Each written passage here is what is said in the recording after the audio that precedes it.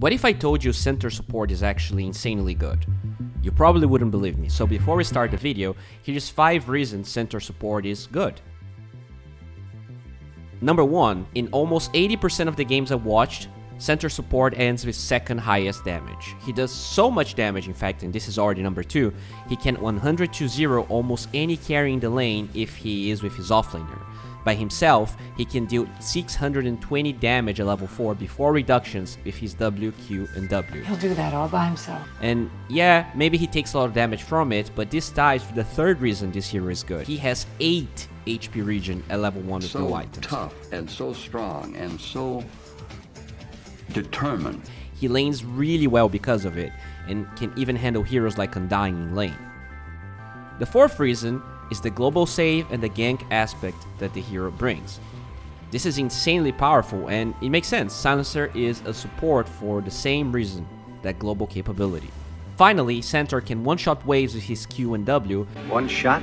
Which is on a really low cooldown, allowing him to farm his Blink Dagger and other items really fast after the laning stage breaks.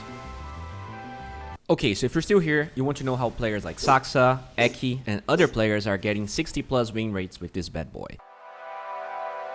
It all starts with the item build. You need Ring of Protection, cause Centaur might look tough, but he has no armor. Blood Grenade is just an obvious item on a hero that has no reach but a lot of burst damage like Centaur. Buy yourself a Sentry to block the enemy small camp, and then Tangos and a stick. Usually your progression should be Tranquil Boots, Blink Dagger, and then you can build anything. Lotus Orb, Force Staff, Boots of Bearing. Use your imagination. For the talents, I think move speed is generally better. Then if you're having a great game, Double Edge just allows you to snowball more, but if you need to tank up, Strength is never bad to have on Centaur anyways. Always go for the left side talents on 20 and 25 because they're just better for support Centaur. I mean, they are better. The skill build is very easy. Always get Hoof Stomp level 1. At level 3 you have to decide whether your lane is a kill lane.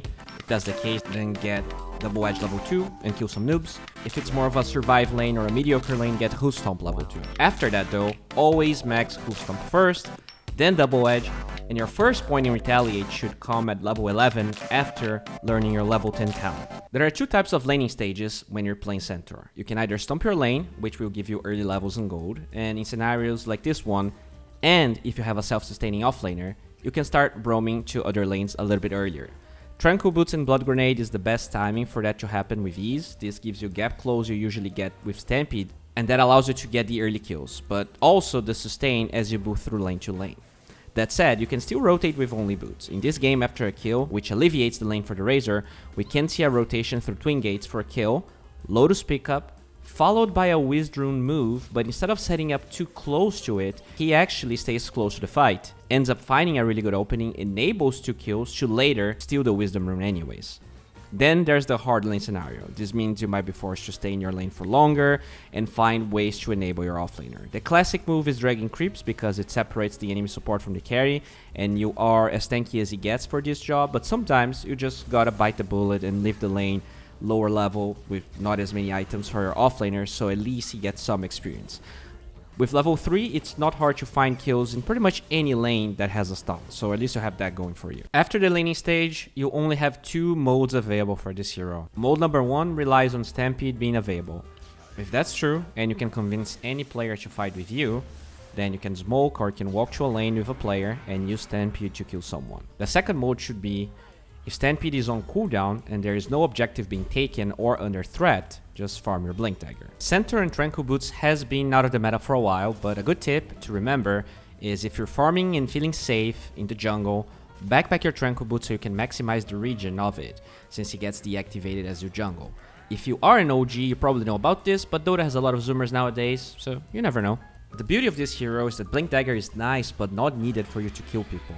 With the cooldown only being 90 seconds for Stampede and the talent bringing it to close to a minute, this hero becomes super active and not really reliant on many items. He's a really good position for the moment. Once you have Blink Dagger, the one thing you need to be maximizing is your time being alive in fights. Your job is to get as many hoof stomps and double edges off as possible.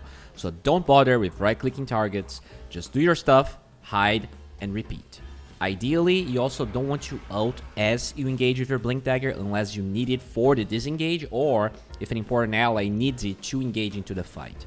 This is pretty much the role of this hero in the mid game. Initiator, global disengager, and source of damage. Hey guys, thanks for watching. With TI looming around, my goal this month is to drop 1 video a day for the entire month until TI ends.